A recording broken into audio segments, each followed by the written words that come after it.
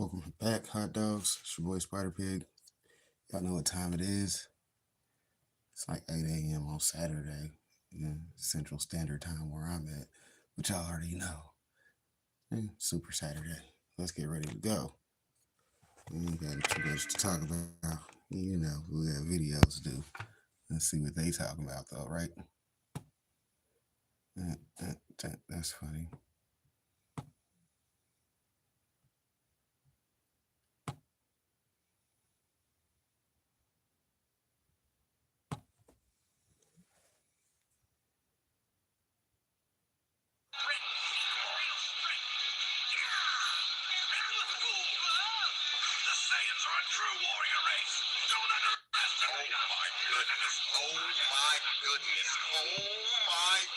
Vegeta the boxing me a fuck! Come on, you fucking terrible hairline, McDonald's hairline, spiky hair laughing motherfucker. You lose every goddamn fight. This why your bitch ass get kicked off the round table. You fuck. Oh my god. Mode. Activate. Fuck your transformation, nigga. Fuck your power, nigga. Get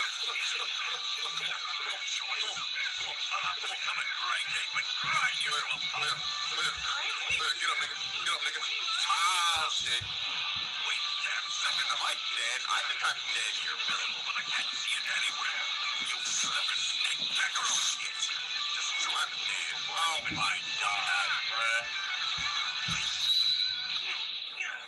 That nigga said I'm stronger than he was even before. To the point where he could hold up Mount Sumeru on just one shoulder, which basically equaled out to holding up the infinite cosmic sky.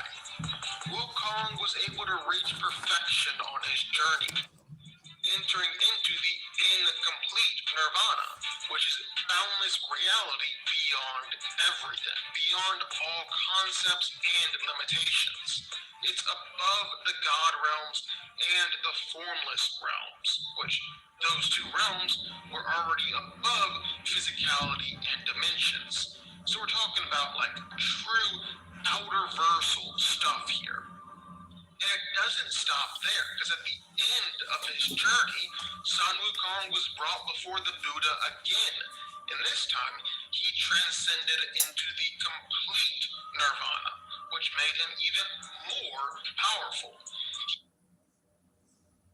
I was pleasantly surprised that the man known as Zed, the producer of the music for Dragon Ball Daima's intro and outro, was rocking a shirt from the Geekdom 101 store. That means that he is a member of the Geek Army. Somebody who worked on Daima is a member of the Geek Army. And guess what?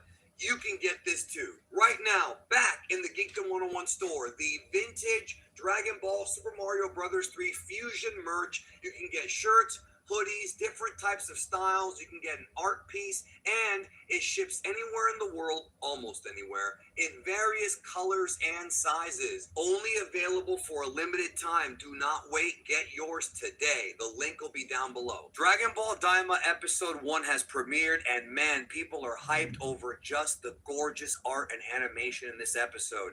Like we've been talking about for almost a year, they're putting their blood, sweat, and tears, not literally, but a lot of work into this show. And it just makes you wonder and leave you scratching your head like, man, what if Dragon Ball Super looked like this? So we'll talk about that some other time. Today I want to discuss the top Easter eggs and curiosities coming out of Dragon Ball Daima Episode 1 because the story has just begun. Next episode, episode 2, is going to be all about introducing Glorio. And as we've talked about on previous videos here on the channel, the demon realm is not all just evil beings, even though it may sound like it, and certainly the hierarchy of the throne might not be good guys. There's definitely good people there, and there's different factions all throughout the demon realm. So I want to discuss some of these Easter eggs here, besides just the fact that Glorio is clearly not on the same side as Goma, and you could tell that Dr. Arinsu has some secret schemes up her sleeve, because as we reported back in July, they are not really too happy with Goma, and they kind of want the throne for themselves, but that's probably going to be fleshed out later on. So in episode 1, we had this awesome little opening movie that showed events of Dragon Ball and Dragon Ball Z, but notice that they purposely Actually, like with Dragon Ball Super Superhero, they used the colors of the original manga. I don't know if you guys know this, but the full color manga that came out and the Dragon Ball and Dragon Ball Z anime have slightly different colors. It's not too different, it's not radically different, but little things like Majin Buu's tongue and the Supreme Kai's outfits are a bit different in the manga, so they're trying to keep it a lot closer to Toriyama's vision.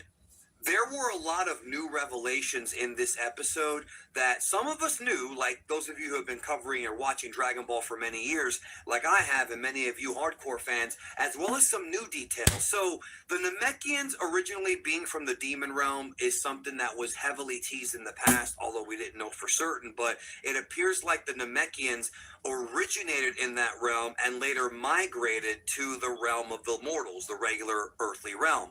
Also, one of the things that was newly revealed in Dragon Ball Daima is that people with pointy ears are demons, and those who have rounded ears are not. So that would mean that the Saiyans and other races on the planet or on the universe, in the universe, are not demonic. However, there are other characters, for example, some introduced later in Dragon Ball Super, that do have some pointy ears. Like, for example, remember the Heaters? They have pointy ears, and they also have that same blue color like Glorio. So it's safe to say that maybe their ancestors were originally in the demon realm, and there's lots more examples. Moro himself also has kind of pointy ears, and there's a few, but that is new information, not something we knew prior to Dragon Ball Daima Episode 1.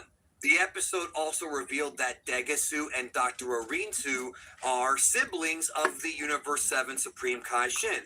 That should not surprise you, because if you know about the lore of the Shinjin, which we covered in our recent omnibus about the demons, you know that all of these Shinjin creatures are born from the tree, the Kaiju tree, and then the ones born with golden fruit become the Supreme Kai, and those born with rotten fruit become demons. So in a way, they're all brother and sister.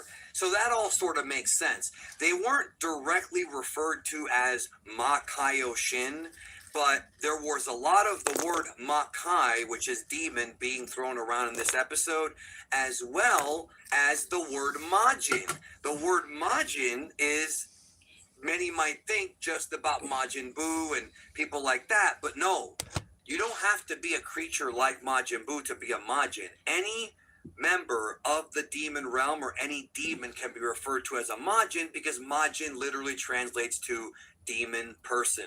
We also found out that Dabura's father is named Abura.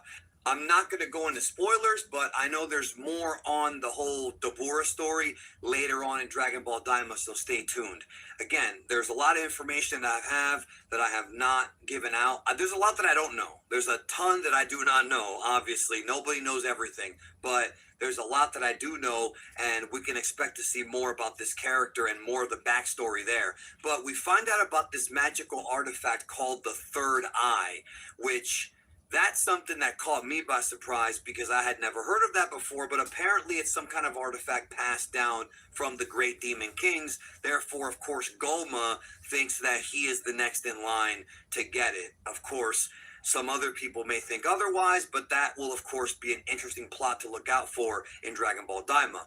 We were introduced to Neva, whom I originally was told was named Neba, but that's pretty much the same thing, because B's and these are the same in Japanese, so that's why sometimes you'll hear him pronounce Vegeta's name as Vegeta, because to them, V's and G's sound the same. So it's not that big of a difference, but he appears to be an ancient Namekian who stayed in the demon realm when the other Namekians left. He was as much surprised to see Dende as Dende was surprised to see him, but we find out that there are 3 guardians known as the Tamagami. Now, if you look at the word Tamagami, it literally translates to ball god. That's what it means, ball god or sphere god.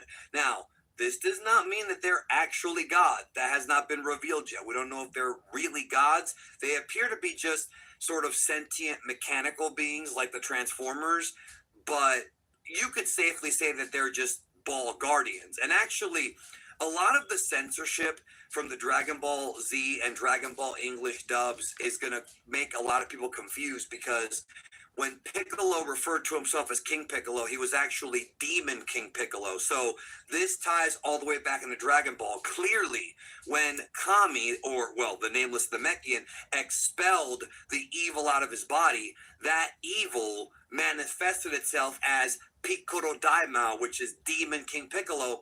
And this creature clearly either knew that he was from the demon realm or suspected he had connections to demons. That's why his clan is known as the Mazoku. And I've got a video coming up exclusively about them that I'll drop when I'm able to. The next big Easter egg that I want to go into was this whole, I guess, confusion about the Supreme Kai and Kibito. Now, I may do a whole separate video about this unfusion, but it seems to contradict Dragon Ball Super. Now, one thing that we have to make clear is that in the original Dragon Ball manga and Dragon Ball Z, when Vegito defused, Goku thought it was because of some kind of strange air inside of Majin Buu, some strange atmosphere. This episode sort of confirms that it was Majin Buu's magic that is able to unfuse Potara fusions. However, in Dragon Ball Super, we were told that the Potara fusion, when mortals do it, is 1 hour time limit, and the Potara fusion, when gods do it, is permanent. So in order for the Supreme Kai and Kibito to unfuse, they had to use Buu. That part makes perfect sense. There's nothing illogical about that. However, one of the things that a lot of us thought is that when Vegito fought Buu, that the 1 hour time limit had expired, and that's why they defused, and Dragon Ball Super's retcon explained that. Clearly, what's really going on here, guys, is that there are two different ways to unfuse Potara fusions, and that would be with a wish for the Dragon Balls or using Majin Buu's strange magical body, right? So there's two different ways to undo Potara fusion. However, the big mystery is, well, then how the heck did they end up fusing again? Because Battle of Gods takes place 3 years after Dragon Ball Daima, or at least after the beginning of Dragon Ball Daima. And yeah, what's going to happen? At some point, they're going to have to fuse again. Now, I'm not sure how it happens. If it's a comedy gag, I don't know. But all of that, I think, will be explained later in Dragon Ball Daima. So I wouldn't overthink that. Don't overthink that, because I assume that they've got that in lock. The only other thing it could be is that the whole Supreme Kai's unfusing idea was actually a Toei animation idea that they put for the Super anime that Toriyama did not know about. There were a lot of liberties that Toei took with the Dragon Ball Super anime. For example, even having Vegito Blue there was not Toriyama's idea. That was Toei's idea that Toyotaro adopted into the manga. You guys have to understand that with Dragon Ball Super, Toriyama was not micromanaging scripts like he was with Daima, so it could be that Toei Animation just assumed without even asking the creator. That's something else we have to keep in mind here when it comes to Daima, is that this show is pure Toriyama. In fact, the scene where Goma makes fun of Neva's body odor or whatever, his BO, that's Toriyama humor 101 right there. I mean, remember, this guy started as a comedy writer first and then sort of stumbled into being an action writer, so that all kind of makes sense. Now, we also hear the comment from Goku about how Saiyans don't really get growth spurts until they're mid-teens, which that's something we all kind of knew because, well, we witnessed Goku himself not growing too tall too fast in Dragon Ball, as well as Goten and Trunks. Now, there's some weird stuff here when it comes to like future Trunks and his growth spurt, but I may save that for a separate video because there is more to that. It was also confirmed that the Demon Realm is composed of 3 separate realms. We see this in all the trailers, how there's sort of a green realm, there's like the pink realm, and then there's the dark red realm, which is where the big castle is. So all of that is stuff that we all suspected but has now been confirmed. When Toriyama first showed us the designs of Universe 7 and showed us that, you know, the universe was a large orb with the demon realm at the bottom of it, this is way back in the guidebooks. This is before Super was even made. The demon realm was at the bottom of the sphere, the Maikai. I covered this in that omnibus. Well, it's interesting because we never knew more than that. We knew it existed. We knew Deborah was from there, but we didn't know anything about there being multiple realms or multiple different demon kings. This is all sort of new information. We didn't even know Deborah had a dad. Like, there's just a lot of new information being thrown at us. But I think the most interesting Easter egg, I don't know if you guys caught this, was when they were trying to leave the demon realm and the giant guardian of the gates discussed which universe do you want to go to, and it was universe 7. And then they ask, well, first he says that somebody else came through first, and we find out that Dr. Arinsu actually came to universe 7 first. Now that, at least the top realm of universe 7, now that's very interesting, because that is kind of a big plot point that was not in any way teased anywhere else. Now, what that means to me is that Dr. Arinsu, once again, as we've been talking about, has her own plan, her own scheme. Clearly, she wants something. So there's multiple teams of demons. I haven't actually watched it. I'm just hearing the reviews. Y'all know we gonna run it up after it's all the way done. Shouts out to waiting for it to get done, because it's only supposed to be like a 6-month series. Herself. Clearly, that's what she wants. And I believe, my theory is that I think Dr. Arinsu was actually watching the Majin Buu saga in real time. I think she was there. I think she witnessed everything. And I think she knew about all of these things before everybody else in the demon realm did. That's my theory. And I think if you look at one of the leak videos I did about one of the upcoming characters that she creates, I think that would explain a lot if she's been on Earth already in the past, spying on everybody, sort of like the spy robot did in the Android saga. Same idea. Now, one more thing about the Dragon Balls. It's implied there's only 3 of them in the demon realm. Neva created the 3 demonic Dragon Balls because he has the power to do so, and there's 3 of them in the demon realm. This is not anything new. Obviously, in Dragon Ball and Z, there have always been 7. Even GT's Black Star Balls, there were 7. And even in the Dark Dragon Balls of Heroes, there was 7. But lately, well, not too lately, but a couple years ago, when the Granola arc was going on, we found out the Cerulean Dragon Balls had 2 balls. Yes, 2 balls. I know, the joke it's there. But you get the point. So that means that even though some sets of Dragon Balls have 7, some only have 2 or 3. So the demonic Dragon Balls appear to only have 3.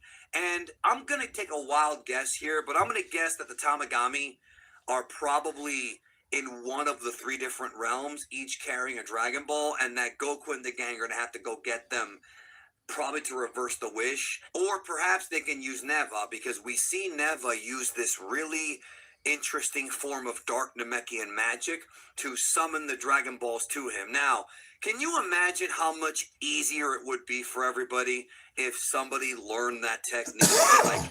Just magnetize the balls towards you. You don't need a dragon radar. You don't need to go looking for one. You don't need to go with a search party. Bam, he just does magic and it goes to him. So that's quite useful, if I do say so myself. So the episode ended with the wish being made and them all being reverted back to being first graders, except for Goten and Trunks, who are going to end up being babies. I actually have more information about how the wish will affect their powers, but I may hold on to that until next week, depending on whether or not they explain it. But let's just say that if you played Sparking Zero, and if you've noticed Goku Mini, not Kid Goku, but Goku Mini from Daima, if you played the game, you've noticed, if you're playing with that character, his moveset, if you pay close attention to his moveset, there is a reason as to why his moveset is what it is. And I don't want to go into it here because, again, it's kind of a big spoiler for a plot thread going forward. Feel free to leave your theories in the comments, and maybe I'll reply back in the comments and say if you're right or wrong. But if you're trying to avoid that, I understand. Lord knows they need to bring back the power pole.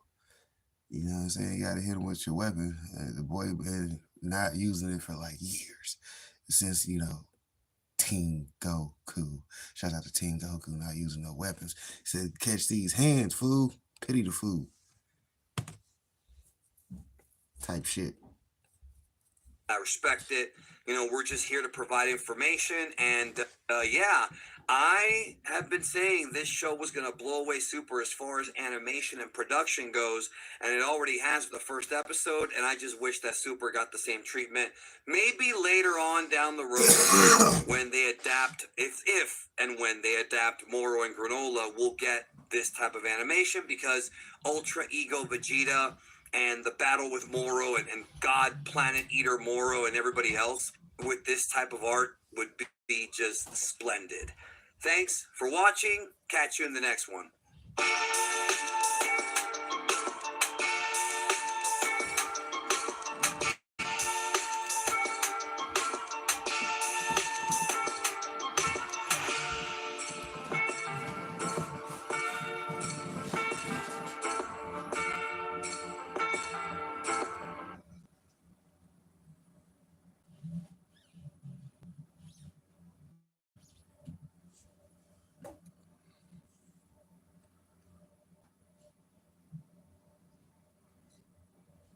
Venom walks into a bar, pushing people aside, but makes a huge mistake. He spills Wolverine's drink. Logan tells him that he looks familiar, asking him if he's stabbed him before. And as Venom gets closer, Wolverine remembers. He's Spider-Man's guy. Venom attacks, but Logan dodges and stabs him in the chest. Thinking that their fight is over, Logan grabs a beer and heads out, but Venom attacks him from behind, sending him flying through the wall, and brags about how he messed up Spider-Man. Once Logan is regenerated, he reminds Venom that Spider-Man is like 12 years old. Eventually, Wolverine overpowers Venom, and once he's on the ground, Logan tells him that someone gave him a chance a long time ago, and now this is his. Wolverine retracts his claws and says goodbye to the symbiote. I cannot allow this to stand! Your insolence just cost you this world! I'll blow it all to pieces, and there's nothing you can do to stop me! He's gonna what? Try to dodge this if you can. You might manage to save yourself, but your precious Earth is doomed! I gotta risk it! 3 times Kaioken! Kamehameha! It's hopeless! There's no way you can stop my Gallic gun!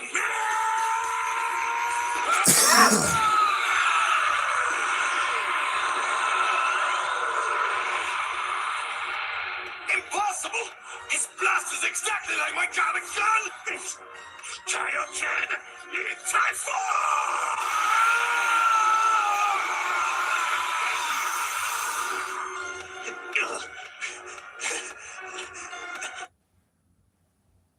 Your boy barely caught him. Barely. And that motherfucker said I was done after that times 4 though. Couldn't even fight though, bro. Boy done won. Too bad Vegeta didn't stop and sense his power. Oh, this nigga's wrecked. Yeah. Let me just go ahead and put these 3-piece on and Gohan and Krillin next.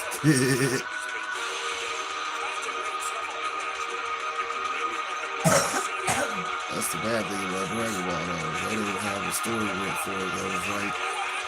He was just making shit up every week. This week we gonna do this. Then this week we gonna do this. And after doing it for like 30 years, he got the way with it, bro. So, shout out to the writer. Just like this nigga right here, he write good stories too.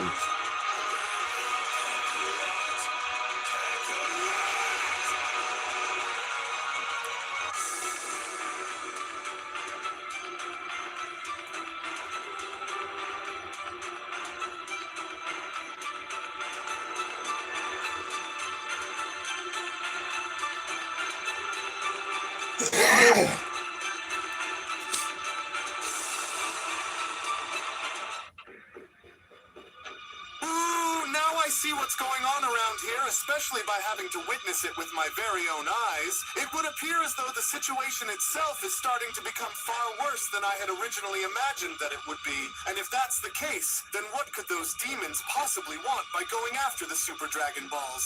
I need to hurry and speak with the Grand Minister about this immediately, because with things seemingly getting worse and with Goku nowhere in sight, I'm afraid that if we don't act soon, we could ultimately find ourselves in yet another Murno-like situation.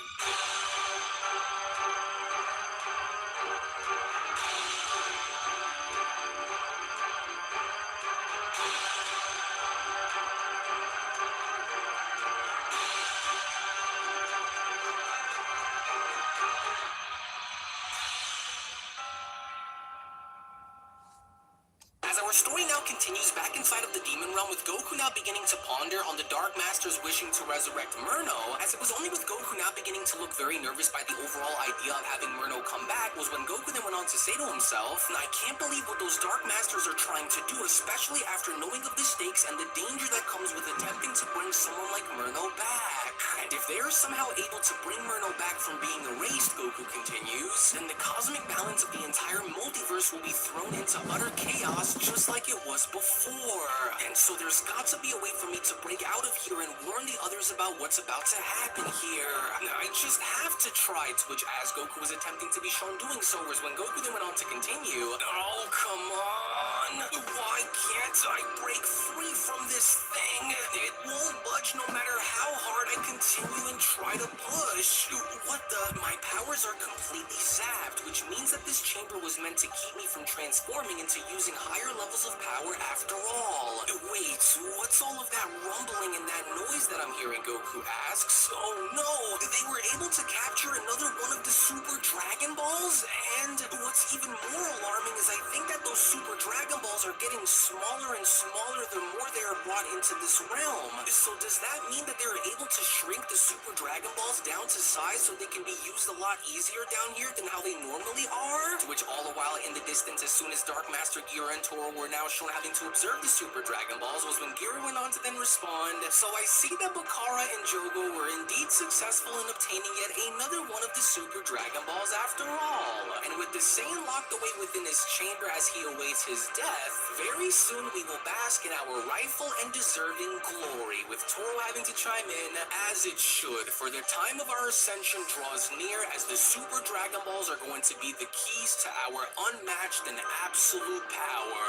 And very soon, once all goes according to our plan, the Demon Realm will grow to become unstoppable with these in our possession, and with our fellow Dark Lords returning to us once more. This just now means that Jogo and Bakara should already have most of the Super Dragon Balls within our domain. Gira responding, as I'm sure they do, because look over there behind them, Lord Toro. It looks like they've brought another, to which as the two were now shown doing, it was only just when Bakara and Jogo were shown having to re-enter into the Demon Realm was when Jogo went on to then respond, and as promised, for we shall deliver, and with 5 of the 7 Super Dragon Balls collected, only 2 more remain before we are able to finally carry out our ultimate plan of action against the multiverse, as we don't plan to stop until the last 2 are found, and of course retrieved to us, with Bakara chiming in, and while we go back on our hunt and finding and retrieving the final 2 Super Dragon Balls, it would be best if we keep these locked away just in case of any of those rotten deities were to catch on and find them. That's right, Jogo responds, and to ensure that the Super Dragon Balls are kept hidden from anyone else to find and retrieve, allow for me to take it from here.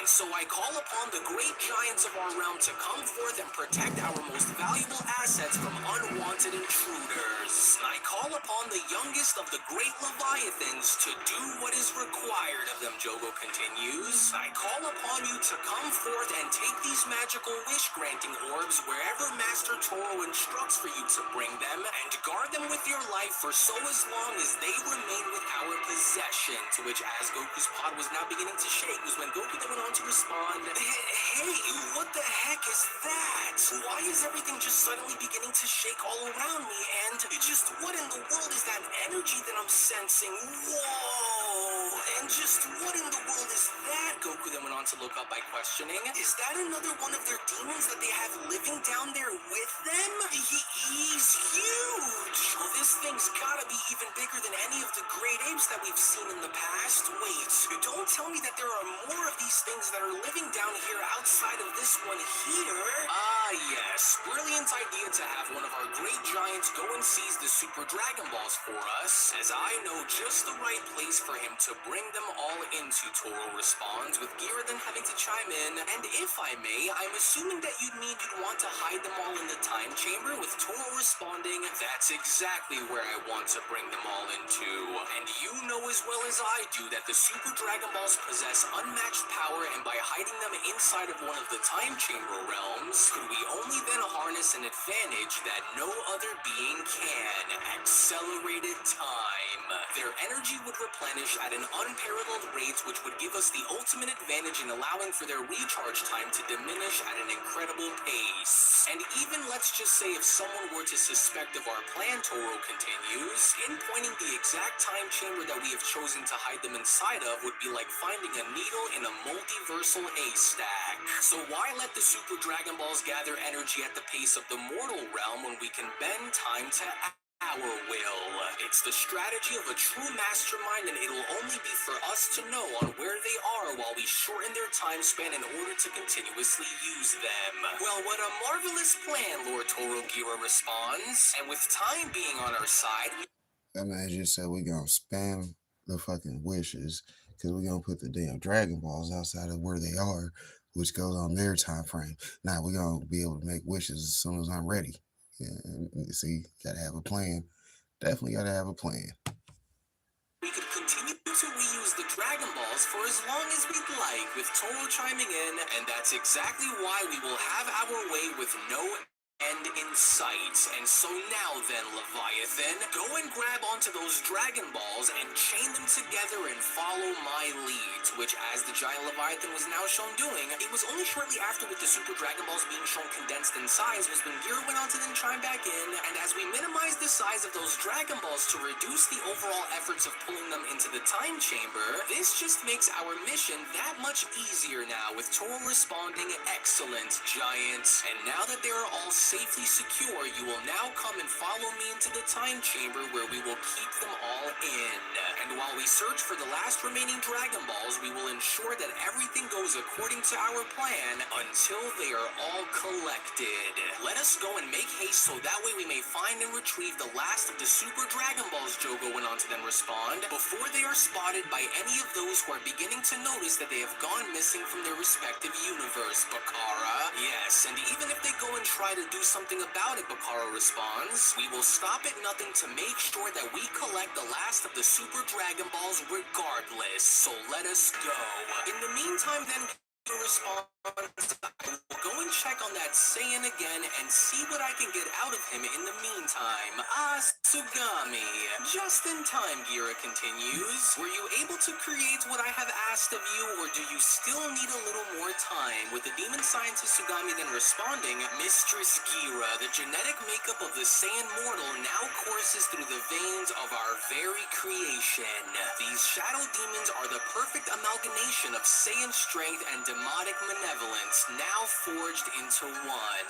And with Goku's DNA at the core of this creature," Sugami continues, "he is not only a testament to Saiyan might, but also a symbol of our dark brilliance. The warriors of light will not stand a chance." With Gira then responding, "And do you happen to have this sample of the shadow demon with you so that we may witness its power for ourselves?" "As a matter of fact, Lord Gira, I do," Sugami responds. "I have the vial that contains this beast right here with me, as you can see." With Gira responding, "Excellent, Sugami. Your intelligence has always been of great value to us. And since you have it with you now, I have an idea. Why don't we go and test our newly created demon creature on our newly visited Saiyan guest who waits for us?" Gira questions. Shall we carry on? With Sugami having to respond, "It would be an honor for me to show you the full nature and brute force of my newly created shadow demon, Lord Gira." "Wonderful," Gira responds. "Then come with me and let's see what our new experiment has to offer in battle." To which seconds later, with Gira and Sugami now shown having to make their way in front of Goku, was when Gira had then gone as far as to address Goku by then responding, "And well, would you look at what we have here? It's your lucky day today, Daywalker, for we actually have a surprise that's waiting for you, Goku. Then don't worry, it's not a trap either." With Goku then having to question,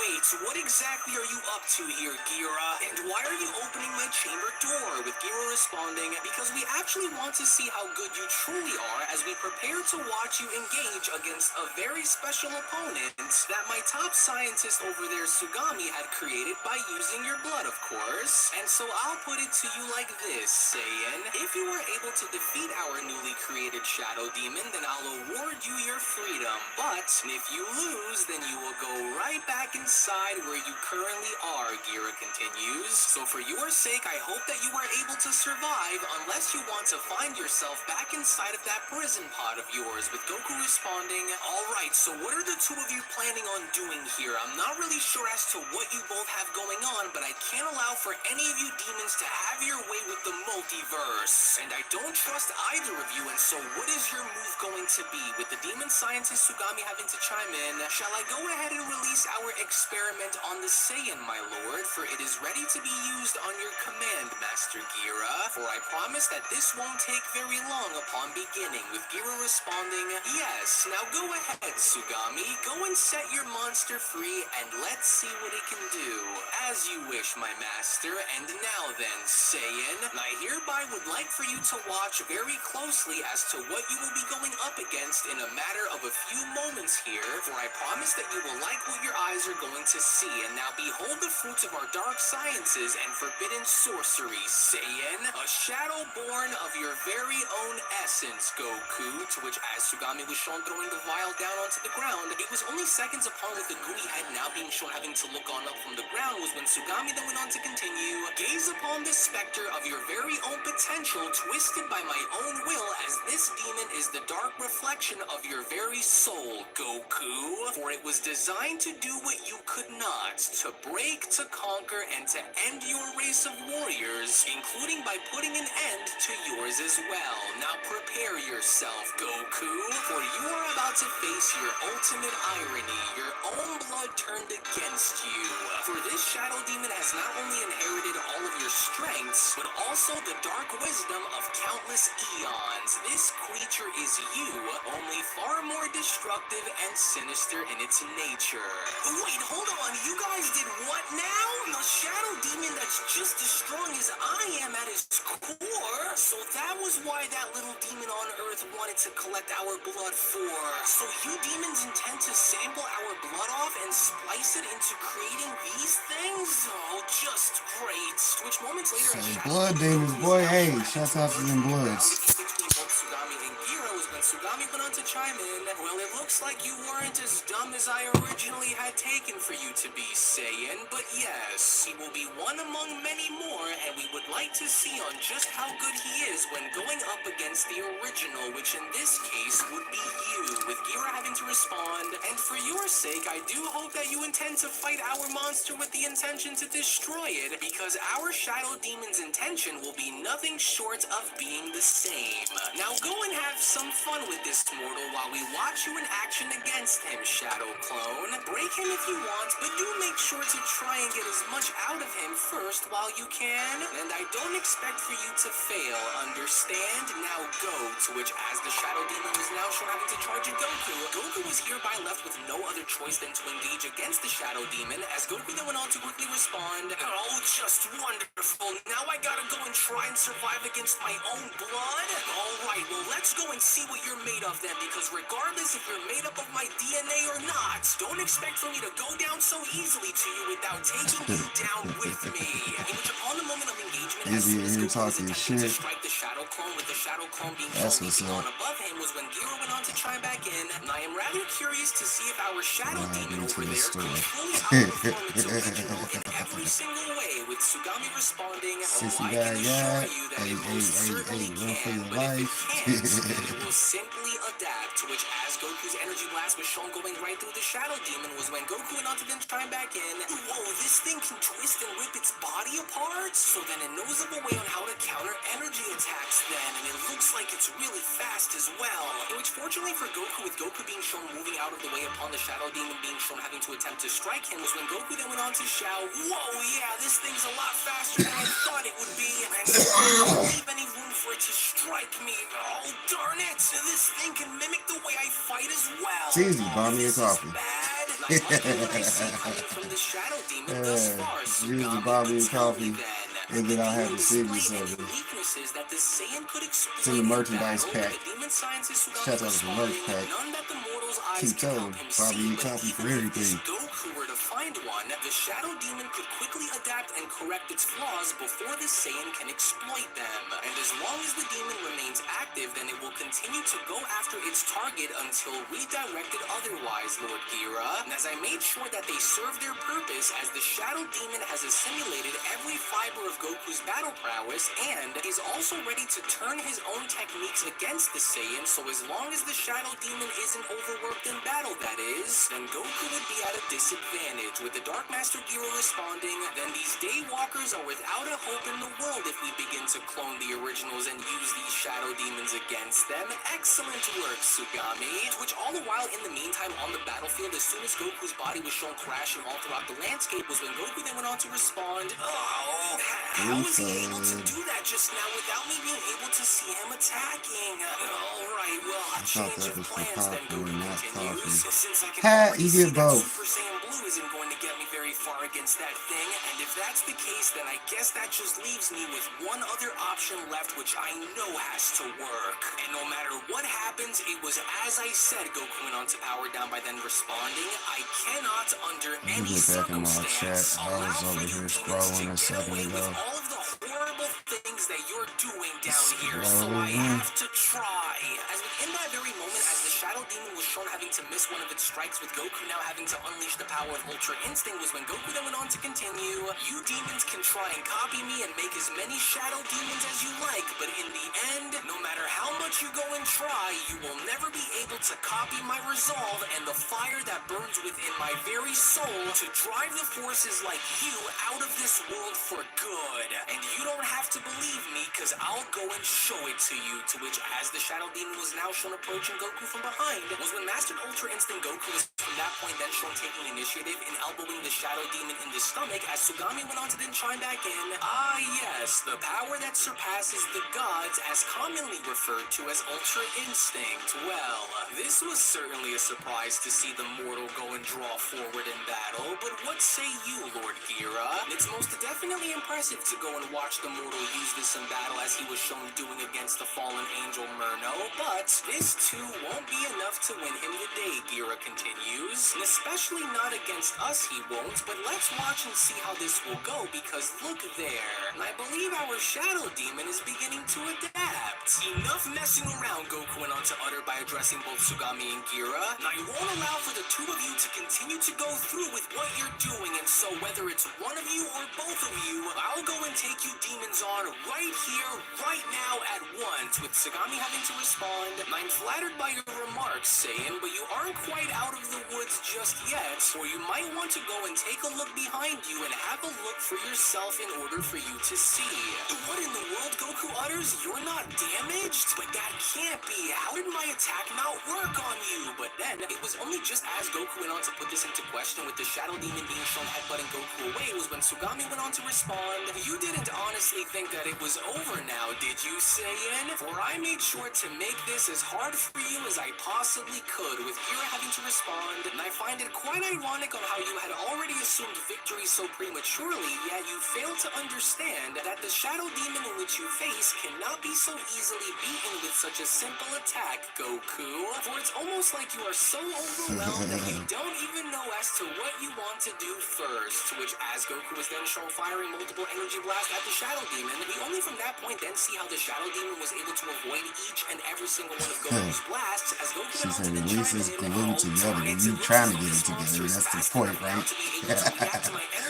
It's always good to see you though, Izzy. Instinct is. You may not be able to see it, Sugami went on to address Goku by telling him, but the Shadow Demon knows about your Ultra Instincts. And since its DNA comes directly from you, then it should already also know about how to counter it. Destroying these Shadow Demons isn't going to be as easy as you think it will, Sugami continues, for they are made to attack at all times, never to let up until they have been ordered to stand down or until they have carried out their purpose, Saiyan. And unless there is more to you than meets the eye that I am not already well aware of, Saiyan, then it'll only be a matter of time before you lose, Sugami says. That much I can very well assure you, since this demon is my creation, So, the clock continues to tick, Goku, with Dark Master Gira having to respond. These foolish creatures have no idea on what we have waiting for them that even Goku here has yet to see, as this is all but just the beginning, and no matter what these mortals try and do, they will never be able to overcome the sheer might of what we have waiting for them inside of the Demon Realm, Gira continues, for they are without a chance in the world, and very soon, once we have collected all 7 of the Super Dragon Balls as well, will they only then begin to realize that there is no hope for survival, to which in the meantime, when then venturing back over into Universe 7, it was only during his journey in making his way towards the Grand Priest's palace where all of a sudden Whis had now gone as far as to sense something, as Whis went on to then respond, "Now hold on a minute, I'm sensing a very strange vibrational disturbance coming from the opposite direction that I'm traveling towards. Something's happening," Whis adds, "and I'm also starting to sense that not one, but there are 2 energy signatures that I'm beginning to detect," which as Whis was now shown going into the opposite direction, Whis only then had a feeling that something very bad was happening within Universe 7, as Whis went on to then continue, "And I better hurry and find out as to why this is happening, for it might in fact be something that might be connected to what's been going on around here as of late, and so if that's the case, I hope that I'm not too late upon making my arrival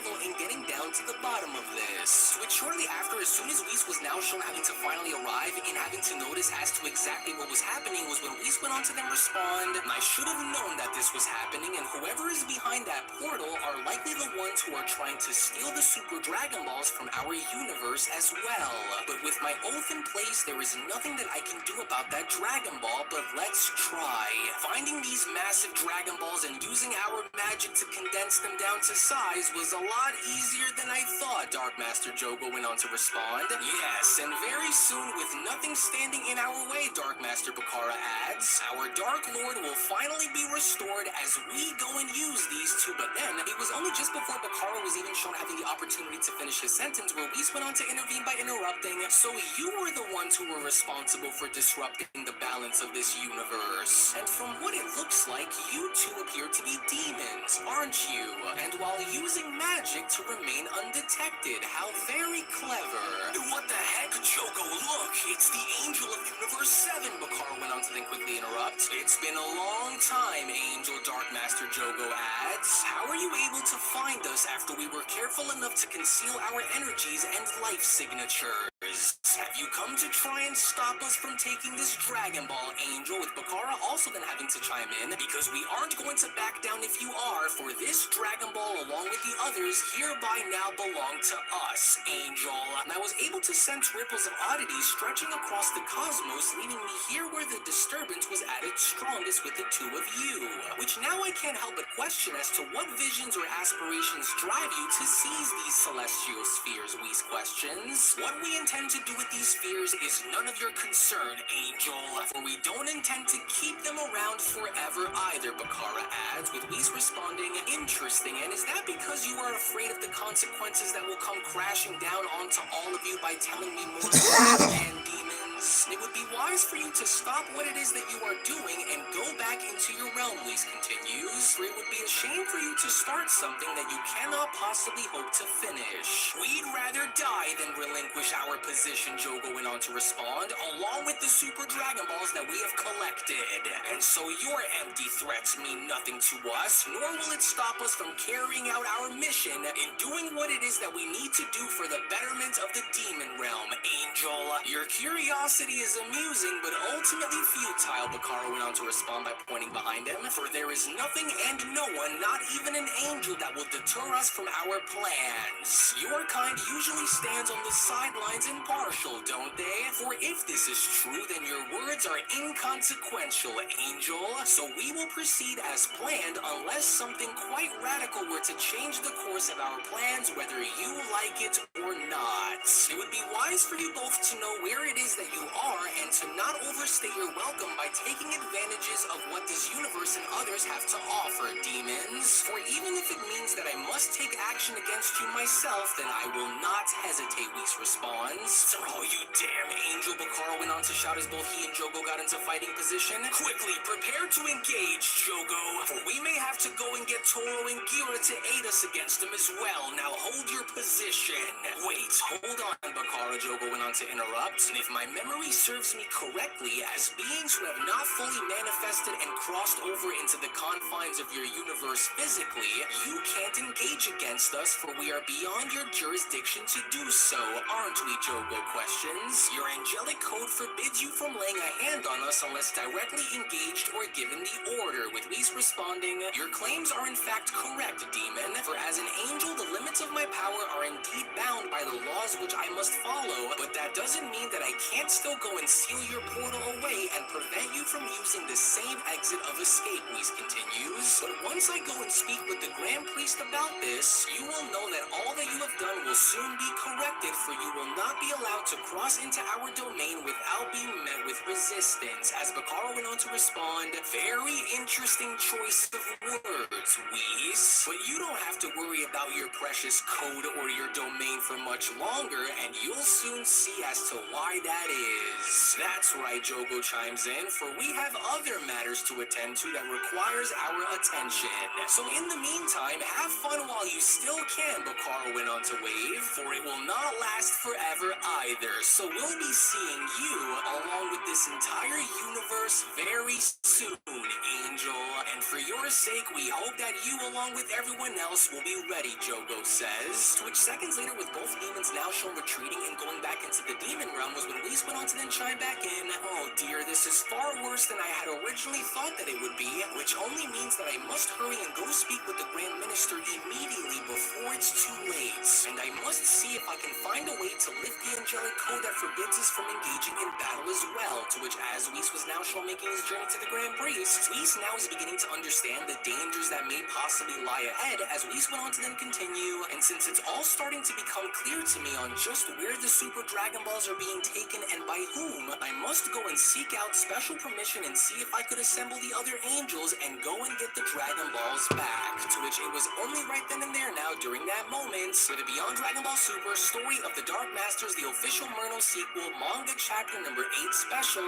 then comes to a close. Now, as we finally come to the understanding and seeing as to why these blood samples were taken from Goku and Vegeta and now presumably from many others, it only now appears as though the sole purpose behind all of this is to have the Dark Masters use the demon scientist Sugami and not only go as far as to splice the DNA samples collected from said individuals, but also merge that with the dark essence of the demons within the demon realm. Shadow Demon Goku is only going to be one of many more shadow demons that are going to be dropping within this story, which also now begs the question on whether or not Whis will be able to actually make it to the Grand Priest in time, because with two prominent demons that happen to be Dark Masters now fully aware of an angel knowing of their plans, you do not want to miss out on what is about to transpire coming up next, to which all of this and so much more will be made available right now on my Patreon for those of you out there that are members to see. So if you not only want to go as far as to support the fan manga content that you see on this channel, but also gain additional access to my art, soundtracks, PNGs, and so much more, on top of being the first to see the upcoming episodes and previews for yourself, then I do encourage for you guys to become a member of my Patreon today, patreon.com/unrealendgaming, to where I will go ahead and leave that link located down in the description box below and pinned comment section below as well, because ultimately enough, none of this could have been possible without the backing and support of you guys to begin with here. And so as the story continues to develop, I can only promise you that you're going to be in for lots of twists and turns along the way, so you do not want to miss out on any of this as it unfolds. To which, as always, I want to thank you all so much for watching, thank you all so much for your time, and thank you all so much for your support. To which, if you also just so happen to be new to the channel and of course love Dragon Ball and anime, then I do encourage for you guys to head on over and smash that subscribe button, on top of making sure to give this video a big fat thumbs up by smashing that like button down below. Tune back in for more, and with all that being said, I want to thank you all so much for watching, and I'll be seeing each and every single one of you down in the comment section below and in the next video. Take it easy, guys, and have a great day. Peace. Hold it right there. Now, when did I say that we were finished? Because I didn't. For there is still so much more that's left for us to show you. So I'd stay right where you are if I were you. And now that you're here, we do hope that you all sit back and enjoy the following things that you're about to see, because we have all worked very hard in giving you the very best that we possibly can. So don't forget to subscribe to Unreal and Gaming before you go, and don't forget to give this video a like and comment down below. You still, of course, would like for me to train you, don't you? Well, if you do, then we hope you all sit back and enjoy. あの力何とかしなきゃこの世界を救うことはできねえだろ。これが神の光の力っちゅうやつなんか。じゃあ第2ラウンド行ってみるか。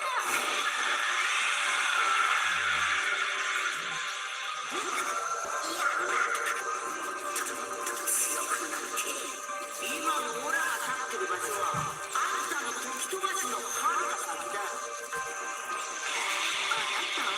あんまり美味しくなさそうなのよね。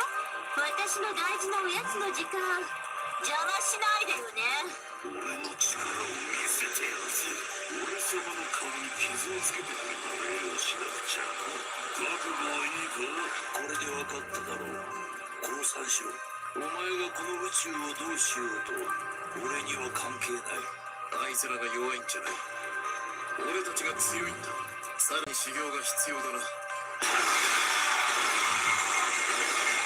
今の構えろ。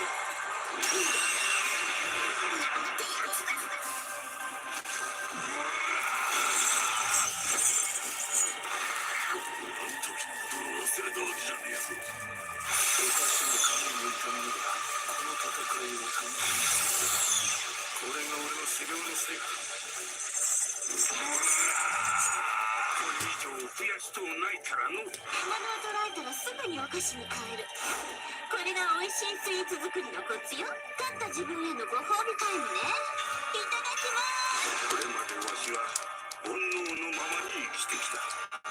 そんなわしが煩悩を封じた。その意味がわかるか。結局強い者が勝つ。どんなお菓子に変えようかしら。悩んじゃうわ。昔と比べて随分と変わったように見えます。腕はなまっておらんじゃろうな。あなたの中にあるサイヤ人の細胞が戦いを求めるの。この力私に制御できるのかしら。受けてみなさい。これで最後よ。あなたはどんな味がするのかしら。それが最大最強の。からは恨みっこなしだ。こんなところでバレてないでさっさと自分の星に帰れ。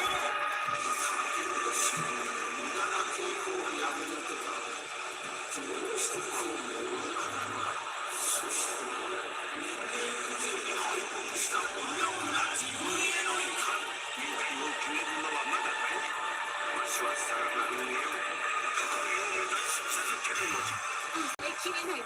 強いのは分かってます。けど私はあなたを超える本当に戦うのが好きなんですね。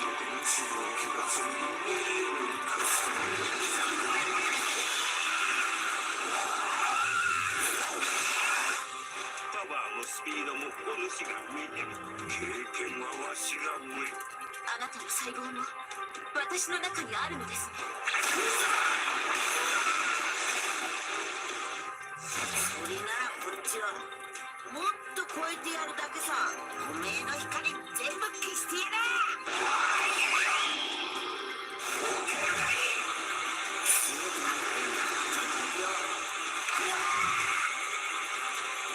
あなたが相手になってくれるの？食欲が止まらないわ。よく動き、よく学び、よく遊び、よく食べて。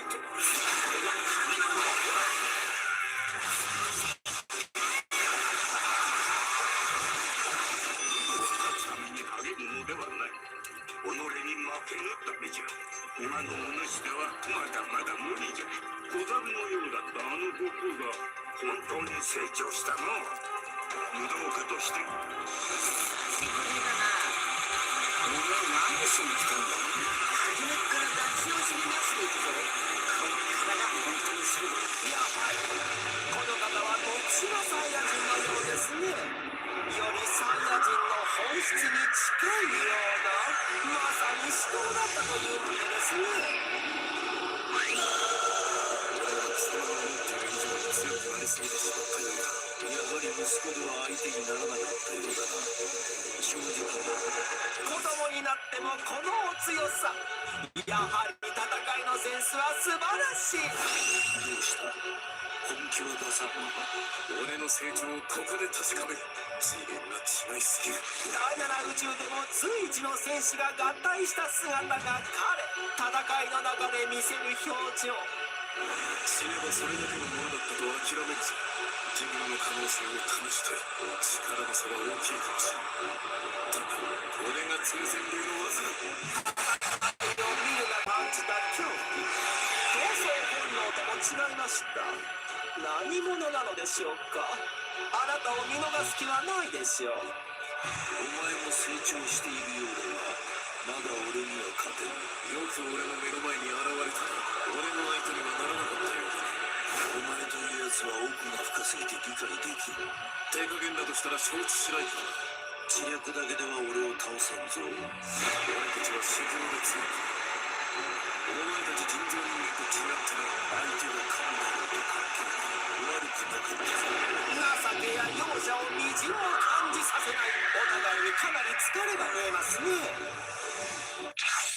Hello. Did you know that you can stay up to date with the latest Dragon Ball content by simply subscribing to Unrelent Gaming? Also, don't forget to follow on these social media platforms, you sexy son of a bitch. Roshi, Silent Cell, me and the fans are having a moment. That's right. I know what you want. Extra long, thick Dragon Ball content. Quality reviews with flawless editing. Yeah, you'd like that, wouldn't you? You dirty bitch. Roshi, the fuck? God damn it, I need them to subscribe, Cell. And we're demonetized. Yeah, screw it. Let's cut to the video.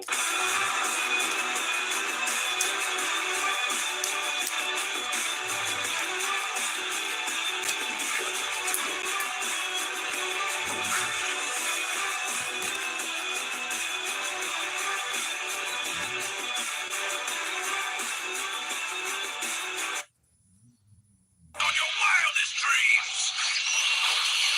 Transformation? Never yet. Oh, fuck. Alright, you gonna turn to a gradient. Oh, Jesus. I will upright you. Oh! Alright, need him to come here. Come on. Come on. What the hell's going on here? Okay, that was good damage. Some kind of like great ape monster? Alright, come on. Get ready. I'm not gonna lie, I have a plan. Come on, stay back and just gonna come in. Look at him. You can't even see me right now.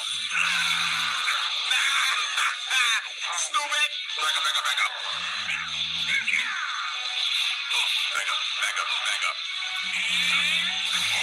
This nigga's on my ass. He's on my ass. I have 1 HP left.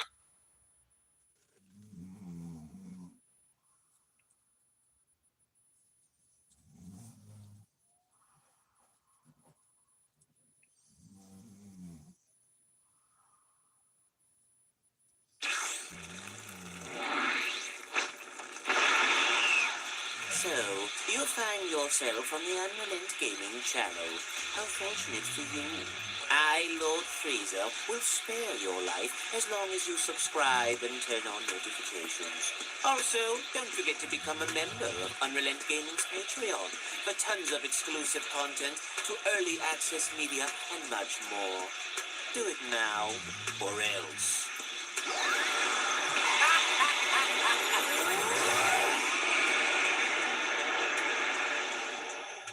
So with Dragon Ball Daima Episode 1 having to introduce and open up a brand new world that happens to include the Demon Realm, alongside having to introduce brand new characters such as the evil Kaioshin known as Degesu, the heir apparent to Demon King Deborah's throne that happened to be Goma, surprisingly enough yet another sibling related to the Supreme Kai within the Demon Realm outside of Degesu that goes by the name of Dr. Arinsu. Our story now continues following the events of a surprising wish made by a sinister Namekian that goes by the name of Nebula, as I want to welcome you all to my Dragon Ball Daima anime episode number 2 review, and from the very beginning, what I will start off by saying is that the intro is absolute fire, and the reason why I say this is because this only gives me so much more hope looking forward to whenever Toei decides to animate the events of the Dragon Ball Super manga, which includes Moro, Granola, things of that nature, you know? Which in all honesty, I'm going to say that this was probably one of the most beautiful looking openings for any Dragon Ball series that I could recall. So whoever was essentially behind the opening and the ending acts of Dragon Ball Daima needs to be brought back for Dragon Ball Super whenever they start animating that. And so what I will say from the very beginning, what I really liked about this episode was the fact that the villains in this case immediately wasted no time by having to snatch little baby Dende right out of Popo's hands. So from the very beginning, we already see these demons steal the Guardian, take the Guardian, kidnap the Guardian of Earth, and pretty much end up leaving little Popo behind, which little Popo, I will say, looked really weird. I'm not really used to seeing Popo that way because you're really not used to seeing Popo the way he was shown in this episode, which was pretty cool. But even then, when having to go back to our heroes and taking a look at what happened during the events of Trunks' birthday party, well, surprise, surprise, everyone's a kid, or at least in this case, some of them are babies, like Goten and Trunks, right? So I've said this before and I'll say it again, I was never, ever a fan of the plot for the premise of this overall series, because if you simply want to go as far as to watch peak at its finest when seeing little Goku and friends go on adventures, then you can essentially just go back and turn on OG Dragon Ball, because OG Dragon Ball will give you all of that and then some. So to see everyone as a kid, I was not a fan of, because again, I'm not a fan of having to see our characters revert back to being little children, except for one, and that of course was none other than Kid Vegeta, because we really never got to see Kid Vegeta like that, you know? Or at least in this case, especially during modern times and having to see Kid Vegeta interact with anyone, so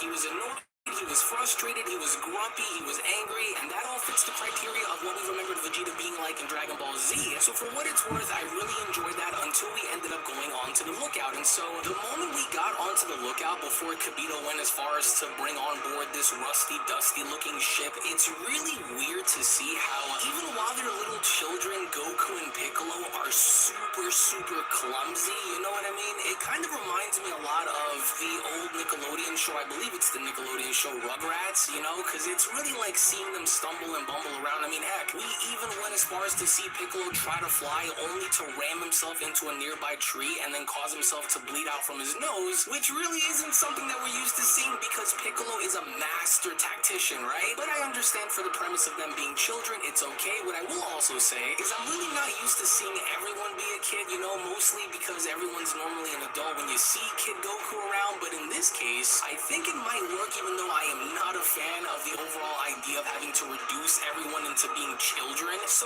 ultimately, one of my main takeaways, even though it may seem very minute, was just to simply see them stumble and bumble around, because we've seen what they were like as kids when they fought during the Budokai tournament in OG Dragon Ball and stuff, so they're very cognizant, they're very balanced, and they're very aware, so to see them kind of stumbling around here was a bit weird, but nonetheless, I still think all of the action and all of the goofy sequences kind of work here, because I'm not taking this series as serious as, let's just say, if Moro were to be animated, because with the events that have transpired with Moro, the gravity of the overall situation was very, very grim and very, very serious, whereas here, it's a bit different because everyone's essentially just dangling their feet from their chairs while sitting. They look like a bunch of dorks, and that's why I kind of like this a lot, because they're all sitting around this table discussing as to what they're going to do, and mind you, they're children, right, or at least reduced in this miniature-like forms, but to ultimately kind of see how Goku is later on able to kind of maintain a bit better balance in this miniature form was also cool to see, because it kind of reminds me of Dragon Ball GT when GT Goku also tried to get accustomed to that little body of his, you know? So that's why I feel as though this works, because Goku does in fact actually get used to his little form, although for the time being, he really does have a lot of practice to do, of course, before having to visit Korin later on, which again was also a very nostalgic thing to see, because it does take you back to OG Dragon Ball. But one thing that I will say that really, really worked in this episode was Mini Master Roshi,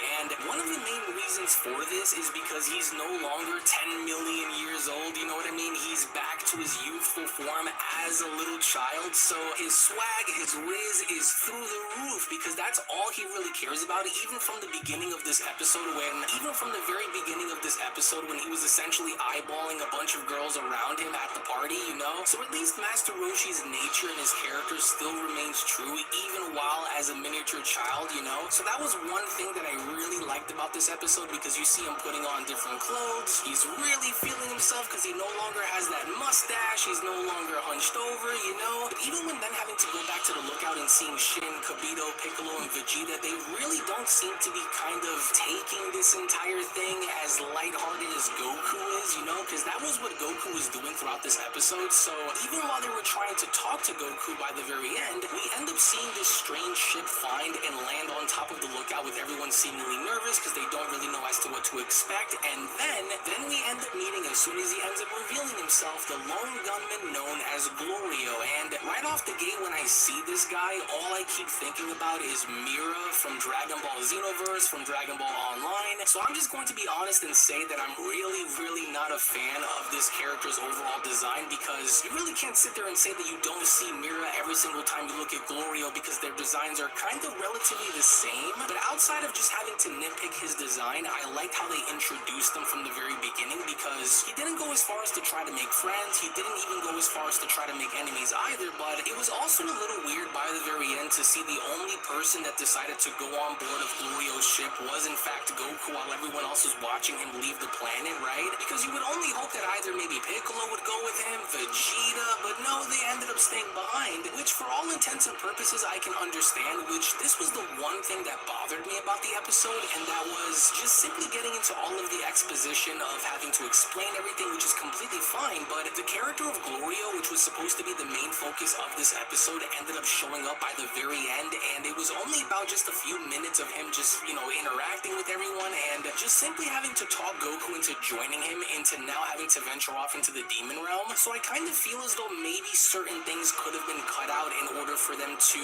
either further include the character of Glorio by having to kind of go into more detail as to why he's here, or maybe even how go as far as to showcase Goku and Glorio going right into the demon realm, you know? Because we also know that they're going to meet another character that goes by the name of Pansy later on too. So it only makes you kind of go as far as to question certain things, especially with how you saw them kind of perform, or more or less go about using their bodies as children, because they're not really used to it. And with all of them being as clumsy as they are, and with all of them being very inexperienced by having to kind of go as far as to get adjusted in these little bodies, it only begs the question as to how they're going to do against maybe the Tamagamis, which are essentially guardians of the Demon Realm's Dragon Balls, right? You know what I mean? And I really do hope that they end up improving on this and they allow for our characters to get better adjusted in their bodies, because if they simply go as far as to slip and fall and just be clumsy and whatnot, it kind of takes away a lot of the elements from what this is supposed to be, which we know that even as children, right? Because we've seen it before in GT and OG Dragon Ball, that these little squirts can pack a punch even while miniaturized. So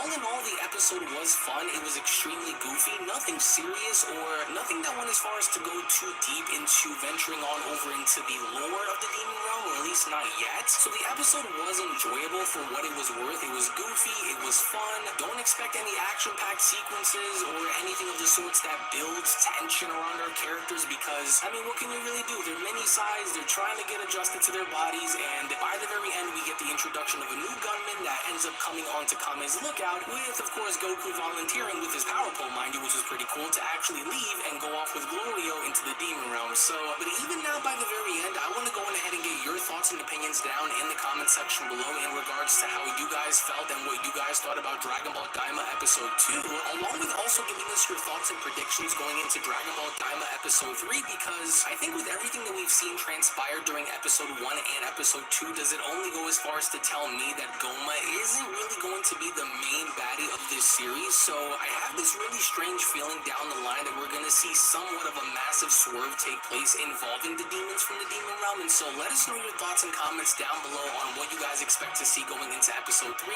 And more importantly, did you guys happen to enjoy Dragon Ball Daima Episode 2? Let the world know what you guys think down in the comment section below. Again, I want to thank you all so much for being here. As always, everybody, thank you all so much for watching. To which, once more, if you also just so happen to be new to the channel, then I do humbly encourage you guys to head on over and smash that subscribe button on top of turning on all notifications, so that way you guys never miss a single video that is posted onto the channel. Tune back in for more. Thank you all so much for being here. And with that being said, I will be seeing each and every single one of you down in the comment section below and in the next video. Take it easy, guys, and have a great day. Peace. Hello. Did you know that you can stay up to date with the latest Dragon Ball content by simply subscribing to Unrelent Gaming? Also, don't forget to follow on these social media platforms, you sexy son of a bitch. Roshi. Silent Cell. Me and the fans are having a moment. That's right. I know what you want. Extra long, thick Dragon Ball content. Quality reviews with flawless editing. Yeah, you'd like that, wouldn't you? You dirty bitch. Roshi, the fuck? God damn it, I need them to subscribe, Cell. And we're demonetized. Yeah, screw it. Let's cut to the video.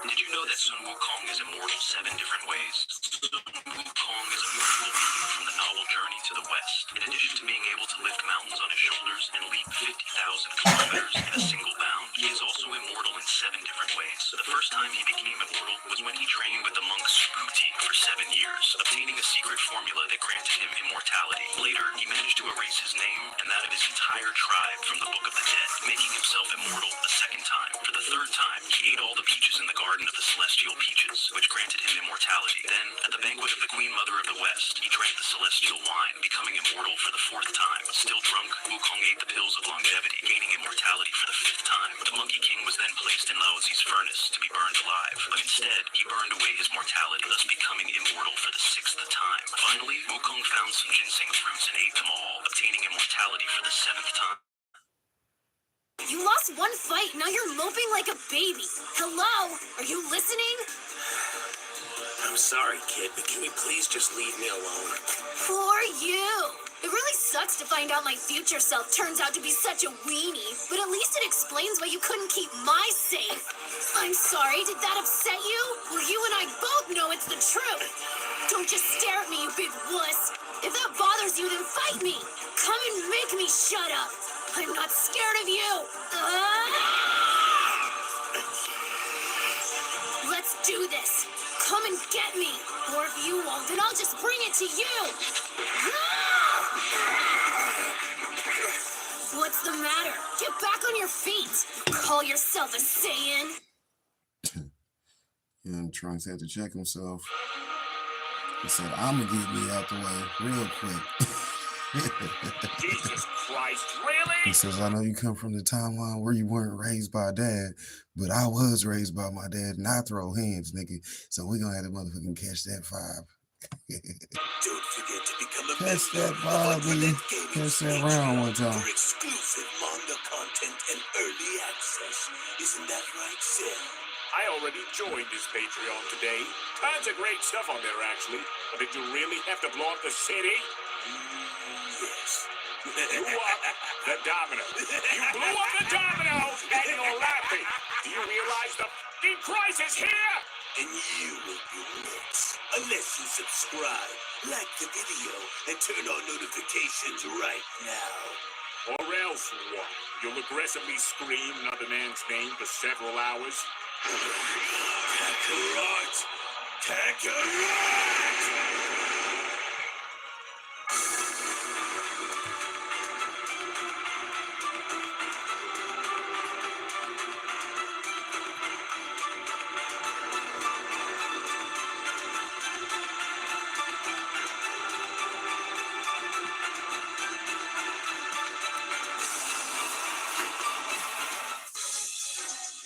Now, although I wasn't anticipating for Lord Beerus to want to follow through and having to challenge Lord Ligor to a one-on-one contest, what I will say on the matter, however, is if and only if Lord Beerus decides to use anything less than his absolute best out there against such a challenger, then I'm afraid that Lord Beerus may in fact end up finding himself in an extremely difficult and unwinnable situation.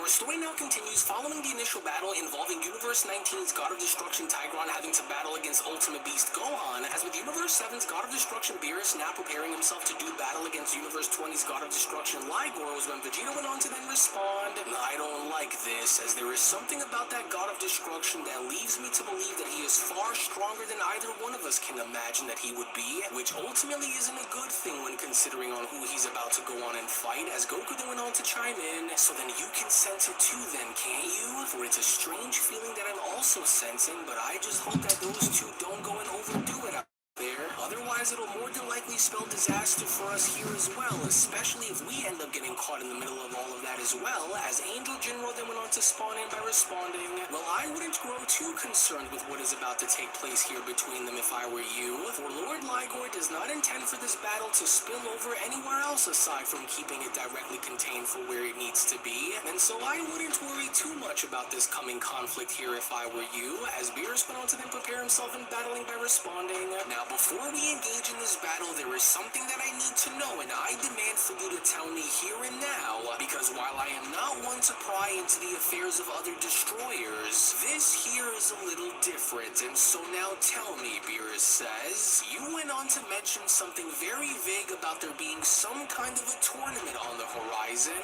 along with having to mention something about these so-called dark gods who just may possibly go on to exist, and so because of this, I now want to know directly from the source. What exactly was it that both you and Lord Tigron had learned through your angels that had raised such concern? And what was it that had prompted you to begin scouting the multiverse and categorizing which universe was considered to be a friend and which universe would go and be considered a foe? What did you learn?" Beerus went on to then question, as this behavior isn't typical to that of a god of destruction, and so I want to know just a little more about what you heard before you and I can proceed in engaging our power.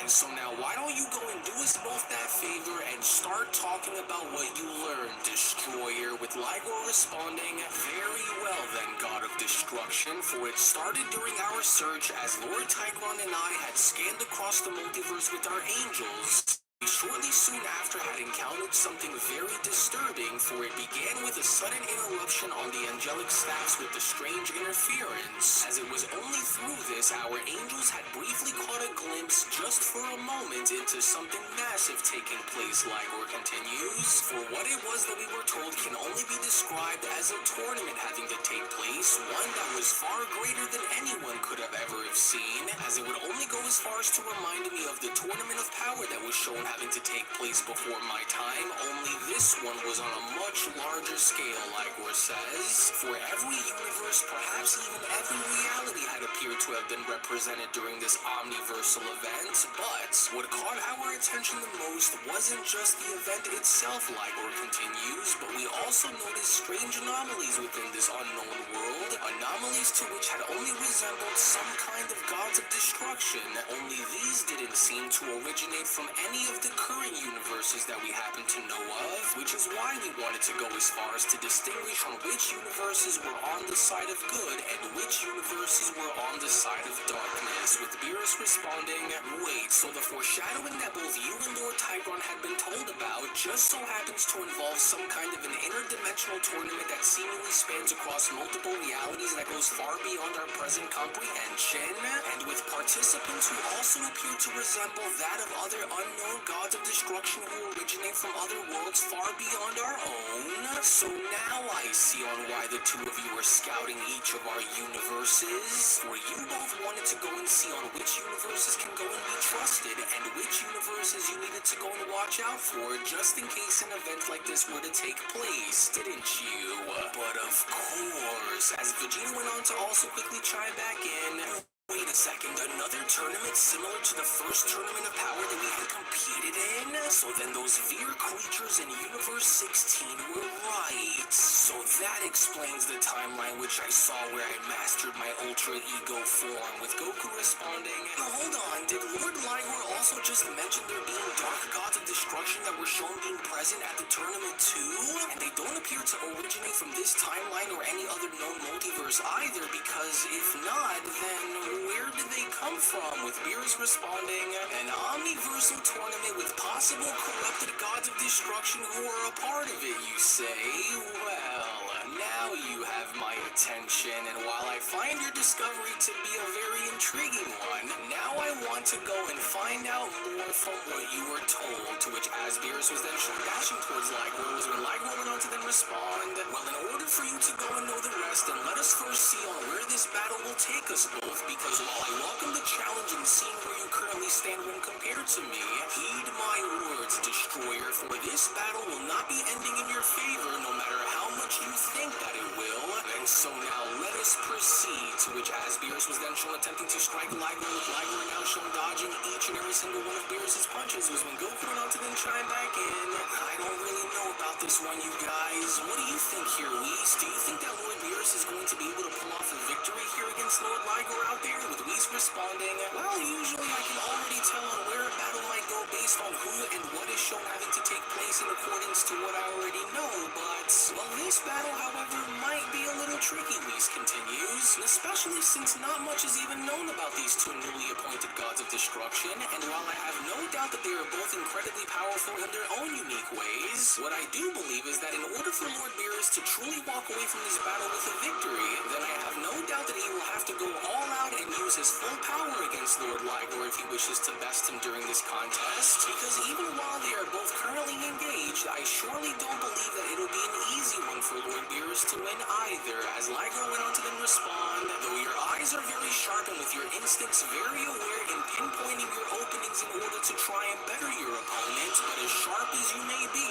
I can only assure you by saying that you are not going to be sharp enough, nor will you be responsive enough to be able to compete against me, Destroyer. And so now tell me, have you had enough, or do you still wish to engage me? Because I will only continue to increase the pain the longer you wish for this contest to last between us, Lord Beerus. Well, if that's how you intend on doing this, Beerus went on to then quickly respond upon being shown leaping on up and creating an energy blast within his hands. Then while you claim to still hold the edge over me during this battle, then allow for me to go and quickly change the tides between us, then Destroyer. But then, it was only just before Beerus had even realized, with Ligor being shown dashing on up and having to knee Beerus in the stomach and preventing him from charging up his attack, was when Ligor then went on to respond, and I hope that you are able to come to realize that as quick as you may appear to be, and as responsive as you may try to appear in attempting to attack me, you will always, with this being one of many examples, come to find out that even your fastest responses and your best counterattacks will not work here against me.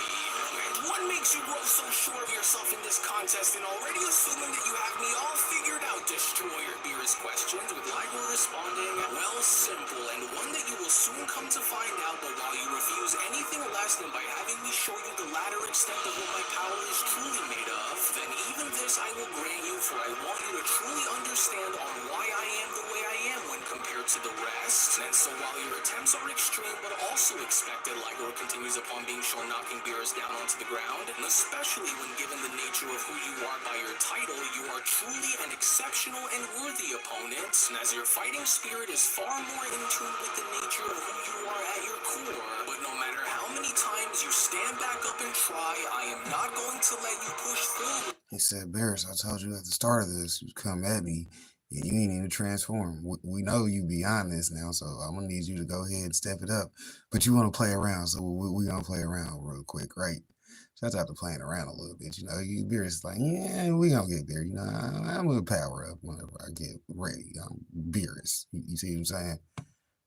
With any of your counterattacks here against me, Lord Beerus, for you may in fact be driven towards victory, but every time you rise, I will be standing right there ready to bring you back down again, for I do just so happen in fact respect your will to continue, but even you must realize that there are limits to what you can endure, Destroyer, and while you may assume that you will be strong enough to outlast this next attack, maybe now you will go on to fully understand what it was that I said the hard way and stand down. To which, as Beerus was then shown putting his guard up, was when Beerus then went on to respond, I will curse him.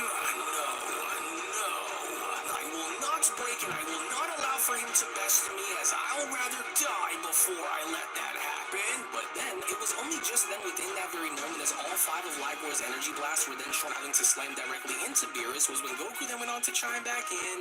So, man, did you guys just see that too? Because as crazy as it is to see Lord Beerus be treated like this in a battle, and I guess this only goes to show on how strong that other god of destruction is, because there is no doubt that his speed, his accuracy, along with his power are on a totally different level, and so this isn't looking good. Whoa, he didn't even try to dodge it because Lord Beerus knew that he wasn't going to be fast enough to try and avoid those in time before they landed, but how bad is the damage that Beerus had taken is the real question now, Gohan says, with Whis chiming back in. Well, I'm not quite sure on the extent of the damage done, but this certainly doesn't look good for Lord Beerus out there, I'm afraid. Which it was only just upon with the smoke now beginning to settle beneath Ligor as Ligor went on to then proceed by looking on down was when Ligor then went on to respond. Now, while your pride along with your driven nature are most definitely very admirable, there is no doubt in my mind that your efforts deserve to be acknowledged here during our contest, where I share a deep respect for you in giving me the best that you can possibly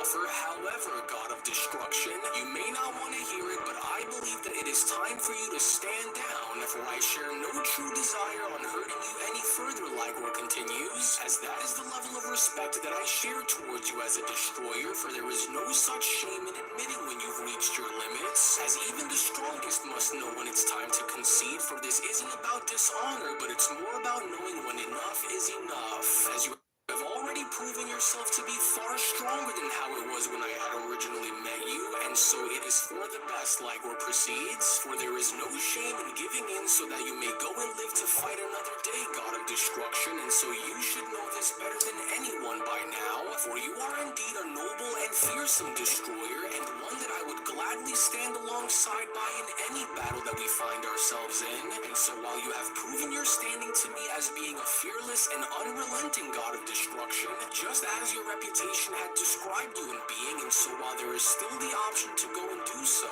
it is better for us to cease this battle now, for there is nothing left for us to prove, as Beerus was then shown having to emerge from the smoke by then responding, no, I can't just go and simply relinquish my status against you like this, for I am not without continuing this fight, and I am not going to stop now just because you managed to catch me by surprise, and so do not treat me like I'm some kind of an amateur here, destroyer. Well, this is not a matter of me looking down on you as some kind of an amateur, God of Destruction, Ligor responds, but this is more about knowing when it's wise to stand down at the face of a greater challenge, that you will ultimately therefore grow to become stronger and carry on to fight another day, as you have proven to us that you are not just the god who is worthy of every title that you earned, Ligor continues, but by showing me your best, you have also proven that your heart knows no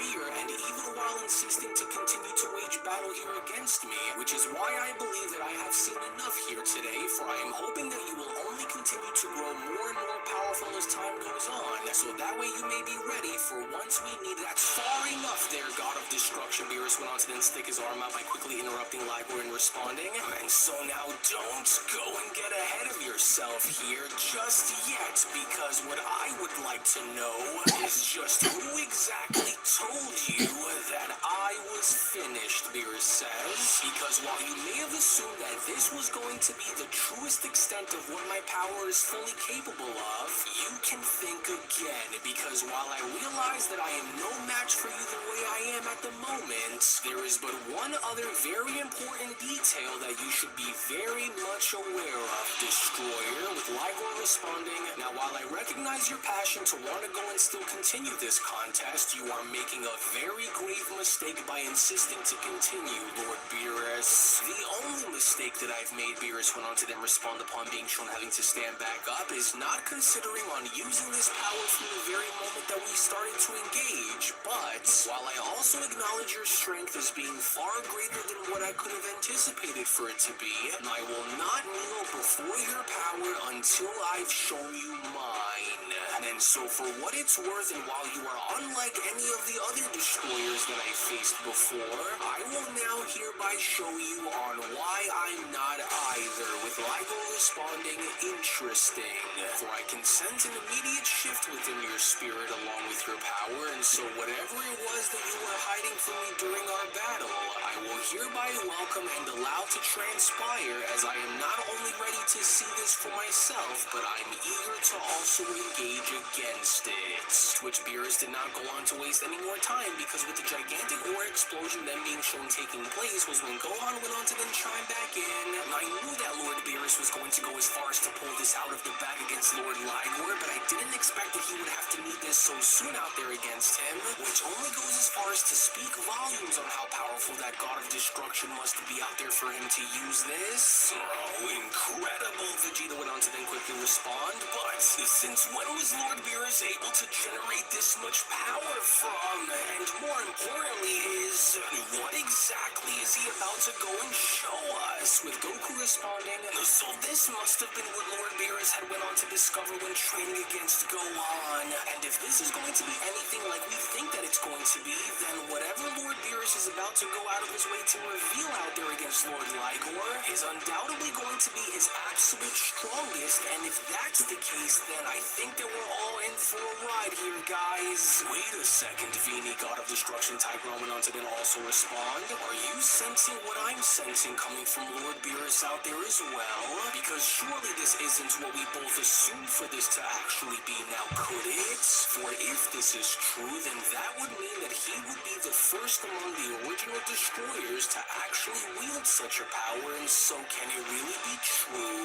Well, your shock comes as much as mine does, Angel Vini went on to then respond, for I do believe that whatever Lord Beerus is about to go and unveil to Lord Ligor will be exactly what you assume for it to be, Lord Tigron, as Ligor went on to then respond. So this is what you've been hiding, for I should have known that you would try and push yourself to go this far, as I was told that you were always one to go as far as to push the boundaries of your limits into ascending beyond what most would consider to be impossible. But even now, I did not anticipate for you to have gone this far in seeking a far greater evolution, but I am, however, honestly glad that you did, because I was expecting for you to have taken my advice when I first met you back on your planet when we did, and now that I can see that you have taken my words to heart, the time has now come for you to show me on exactly what it is that you are capable of in battle now, because now that I can see that you've went and achieved the impossible, I want to hereby see the full and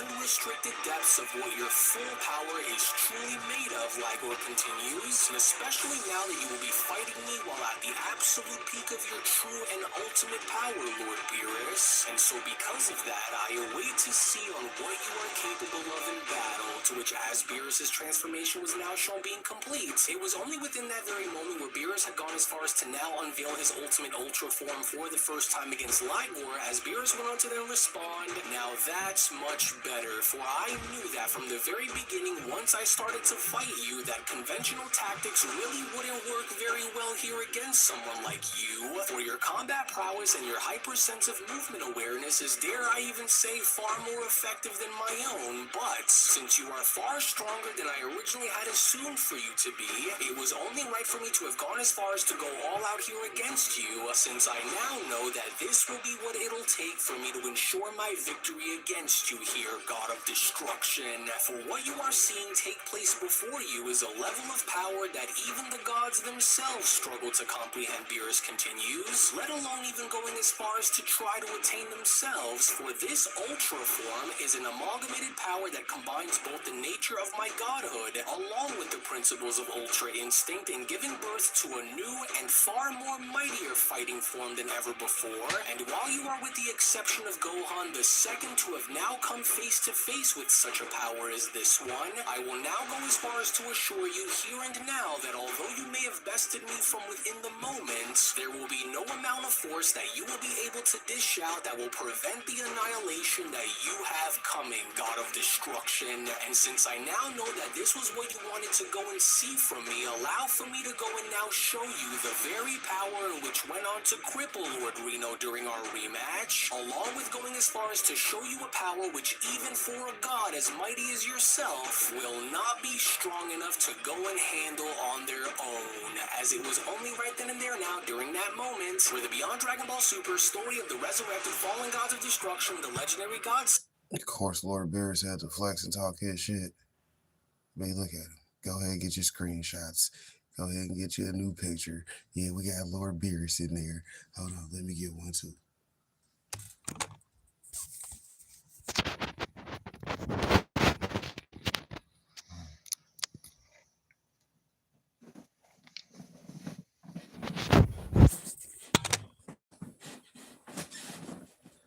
Got him.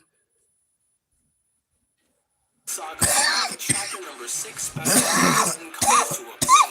Well, actually, I'll go ahead and take it from here, as I do want to go as far as to address something very important with our dear viewers at the moment. As before I go and give you the following information, if you aren't already a member of Unreal's Patreon community, then you are truly missing out on so much without you even knowing, because not only is the next episode already on the page, but if you want to support all of the manga content that you see and gain access to tons of exclusives along the way that range from a variety of different things, then we do encourage for you all to become members of our Patreon community today, for we will link everything down within the description box below and pinned comment section as well. Now I will go as far as to say that although I already knew that Lord Ligor was by no means going to be an easy opponent for Lord Beerus to go head-to-head against, what I will say, however, is now that Lord Beerus has finally decided to go all out and not having to leave anything behind in giving Lord Ligor everything that he is made of, things are surely bound to grow even more intense than how they were shown having to be before. And so because of this, you do not want to miss out on what is about to happen coming up next. So we hope that you all enjoyed today's video. As before you leave, do make sure to give this video a thumbs up by smashing that like button on your way out, as well as subscribing to Unreal and Gaming's channel in case you are new around here. We thank you all for watching and hope you all have a wonderful day, everyone, as we'll see you all in the next one. Hello. Did you know that you can stay up to date with the latest Dragon Ball content by simply subscribing to Unreal and Gaming? Also, don't forget to follow on these social media platforms, you sexy son of a bitch. Roshi. Silent Cell. Me and the fans are having a moment. That's right. I know what you want. Extra long, thick Dragon Ball content. Quality reviews with flawless editing. Yeah, you'd like that, wouldn't you? You dirty bitch. Roshi, the fuck? God damn it, I need them to subscribe, Cell. And we're demonetized. Yeah, screw it. That's the video.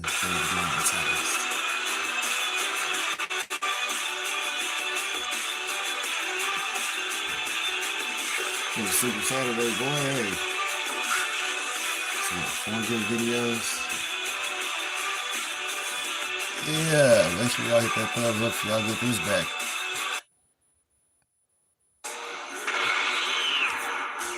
You're making a big mistake.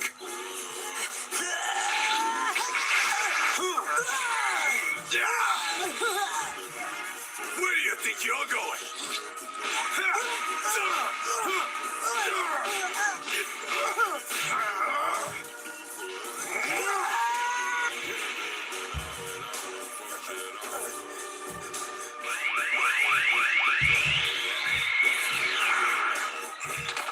Pity, what a waste of talent.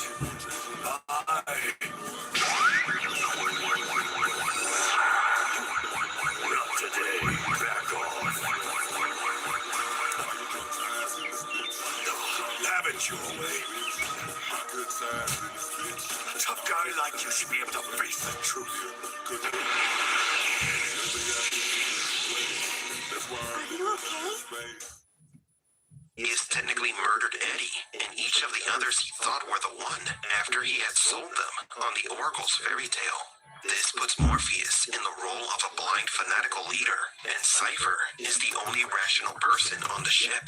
Now another thing that drove Cypher to madness, or perhaps extremism, was the Oracle. As you know, the Oracle is directly responsible for the love between Trinity and Neo. It was she who influenced Neo by alluding that Trinity liked him. Later in the film, Trinity confesses to Neo that the Oracle prophesied that she would fall in love with the One. But what does any of this have to do with Cypher? Throughout the movie, you can tell that Cypher is jealous of Neo. He questions Trinity if she likes likes him, and then he jokes about her never bringing him food to his bunk. Cypher had to watch as the woman he loved followed the prophecies of the Oracle and the orders of a fanatic. They were fighting a war that Cypher was convinced that they had already lost. Now,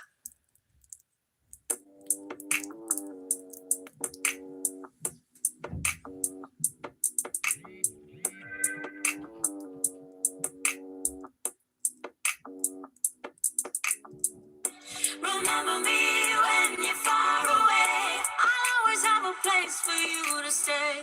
In the garden, by the door, in the bedroom, on the floor. Remember me when you're far away. I'll always have a place for you to stay.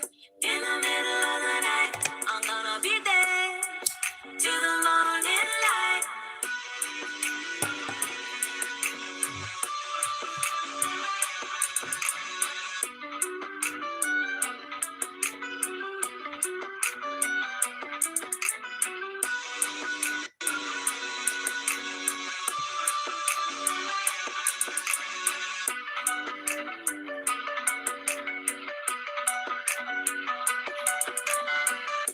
Remember me when you're far away. I'll always have a place for you to stay.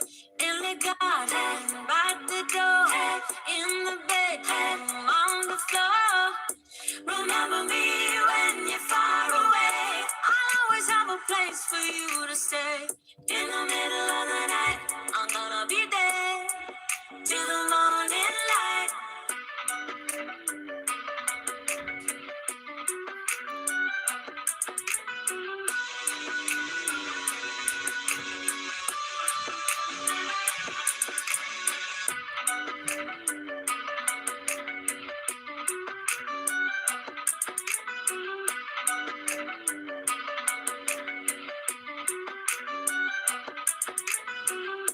Remember me when you're far away. I'll always have a place for you to stay. In the garden, by the door, in the bedroom, on the floor. Remember me when you're far away. I'll always have a place for you to stay. In the middle of the night, I'm gonna be there till the morning light.